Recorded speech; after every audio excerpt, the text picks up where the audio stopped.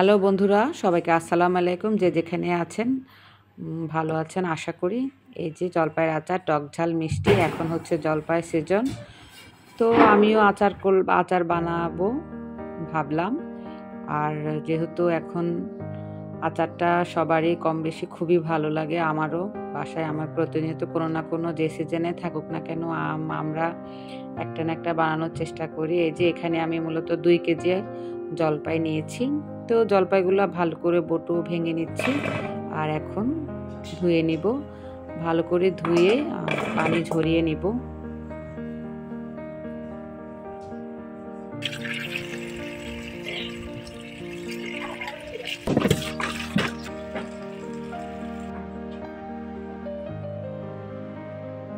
তো জলপাই ধোয়া শেষ। এখন একটা বড় ঝুড়িতে পানি ঝরতে দিয়েছি। পানিটা ভালো করে শুকানোর পর রোদে একটু শুকিয়ে নিয়েছি। এই যে এখন একে একে সব জলপাই 2 পাশ করে কেটে নিয়েছি। এটা চাইলে গোটাও করা যায়, আবার সেদ্ধ করেও করা যায়, যে যেভাবে পছন্দ অনেকভাবে করা যায়। তো আজকে আমি মাঝখানে ফালি করে 2 পাশ ফালি করে সব কেটে নিয়েছি।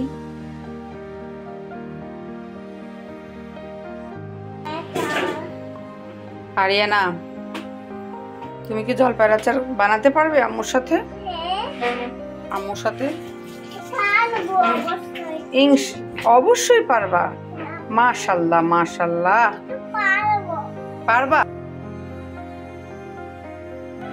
তো আমার জলপাই কাটাটা শেষ, এখন বাকিটা প্রসেসিং করে নিচ্ছি। এই যে এখানে আদাটা ভালো করে ছুলে এটা ভিজা কাপড় দিয়ে রুমাল দিয়ে মুছে নেব।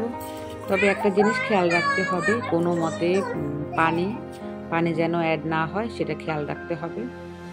মানে পানি লাগানোই যাবে না, নালে আচারে ওশ পড়ে যাবে। আর এখন আমি রসুনটাও ছিলে নিচ্ছি। আর আমি যে কাজে করি না কেন, আমার আরিয়ানা মামুনি আমার সাথেই থাকে, টুকটুক করে কথা বলবে, আবার একটু একটু জ্বালাতনও করবে। তো যাই হোক, আবার ভালোও লাগে। কিছুদিন আগে ওর একটা ছোট্ট বিপদ হয়েছে। তো আমি রান্নাঘরে এরকম চা বানাচ্ছিলাম, ও হঠাৎ করে এসে, চা বানানো প্রায় শেষ, হঠাৎ করে এসেই আমার চার কাপটা নাড়ানো শুরু করলো। একদম পেট পুড়ে গেছে, হাত পুড়ে গেছে।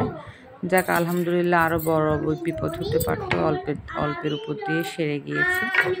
এই যে এখানে আমি তো গল্প করতে করতে অনেকখানি গল্প করে ফেললাম। এখন আমি জলপাইটা হলুদ আর লবণ, লাল মরিচ গুঁড়া দিয়ে ভালো করে নেড়ে নিয়েছি। এখানে 2 ঘন্টার মতো ম্যারিনেট করে রেখে দিব। একটু লবণও দেখে নিয়েছি ঠিক আছে কিনা, আমার তো এখনই খেয়ে ফেলতে ইচ্ছা করতেছে। তারপর এখানে শুকনো মরিচ নিয়েছি, বটু ভেঙে, আর আদা রসুন আস্ত আর রসুনও নিয়েছি। আর এগুলো কোনো পানি ছাড়া সব আমি ভিজা তাওয়াল দিয়ে ভালো করে মুছে নিয়েছি, যেন পানি না থাকে। অবশ্যই খেয়াল রাখতে হবে। আর এখানে এখন ভিনিগার দিয়ে আমি ওই যে শুকনো মরিচটা ওটা মুছে নেওয়ার পর ভালো করে শুকিয়ে এখন এখানে একটু ভিজিয়ে রেখেছি খানিকটা।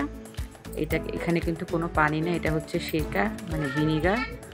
এখন একে একে সব দিয়ে দিব।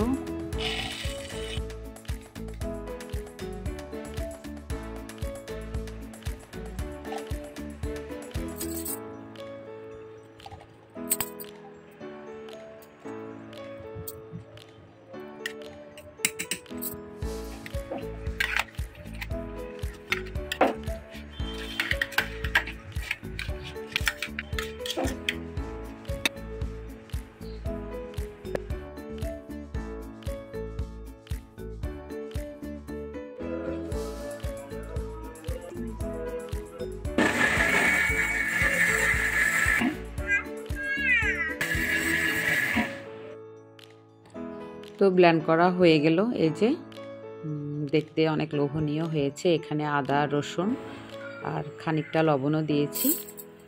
এখন একটা কড়াই বসিয়ে দিয়েছি। এই যে হাত দিয়ে চেকে দেখলাম যে গরম হয়েছে কিনা, আর সরিষার তেল দিয়ে দিলাম। তেলটা গরম হওয়া পর্যন্ত ওয়েট করতে হবে। আর তারপর সরিষা বাটাটা দিয়ে দিব।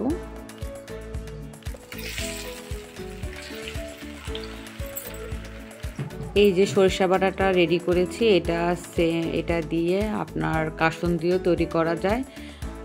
সেই রেসিপিটাও একদিন শেয়ার করব।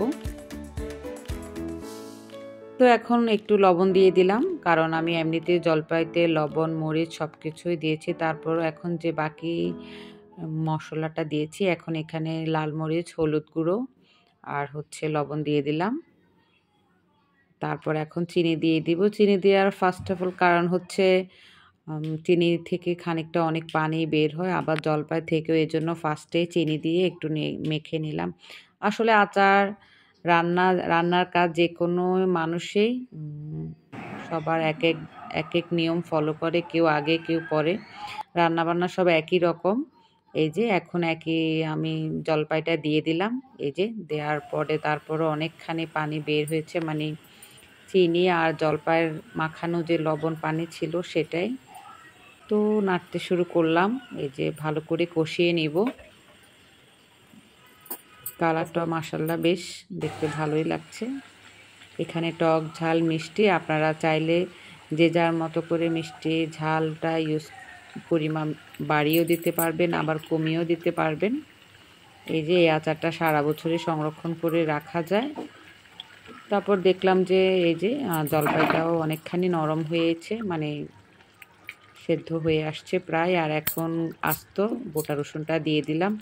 আর এই রসুনটা কিন্তু অনেক পরিমাণ স্বাদ বাড়িয়ে দেয়। একটু কচকচে থাকে অলরেডি, মানে শেষের দিকে দিয়েছি, কারণ আবার বেশি নরম হলেও ভাল লাগবে না, কারণ জলপাই শেষের দিকে দিলে একদম আস্ত আস্ত থাকে, ফ্লেভারটা বেশ ভালো লাগে। আর এখানে আমার পাঁচফোড়ন সব কিছু মিক্সড করে একটা হোমমেড গরম মশলা, সেটা এখন দিয়ে দিলাম। এটাও অনেকখানি স্বাদ পরিমাণটা বেড়ে যাবে। আর বিট লবণটা আচারের সাথে না দিলে ভালো লাগে না। আর আমার এই 2 ধরনের বিট লবণ আমার আছে, তো দুইটাই একটু একটু করে দিলাম। বিট লবণটা আমার খুবই পছন্দ, যে কোনো নাস্তা পেঁয়াজু ঝাল সাথে খেতে খুব ভাল লাগে। এই যে এখন দিয়ে দিলাম। আচারটি একটু সময় নিয়ে আমি দেখানোর চেষ্টা করেছি। আসলে যে কোনো কাজে অনেকখানি শ্রম দিতে হয় আর অনেক সময় লাগে। যাক আলহামদুলিল্লাহ শেষ করতে পারলাম। আমার আচারটা যদি ভালো লাগে অবশ্যই সবার মাঝে শেয়ার করে দিবেন। আর যারা এখনও সাবস্ক্রাইব করেন নাই তারা অবশ্যই করে দিবেন। এই যে এখন একটু পরিবেশনের পালা। একটু চেখে দেখলাম কেমন হয়েছে। আলহামদুলিল্লাহ। তো আচারটা তৈরি করার পর এখন ঠান্ডা হতে দিয়েছি, কারণ গরম অবস্থায় রাখা যাবে না। তো বয়মটা আগে থেকে মুছে নিয়েছি, কোনো রকম পানি থাকা যাবে না। এই যে ঠান্ডা হওয়ার পর এখন আমি বয়মে তুলে নিব।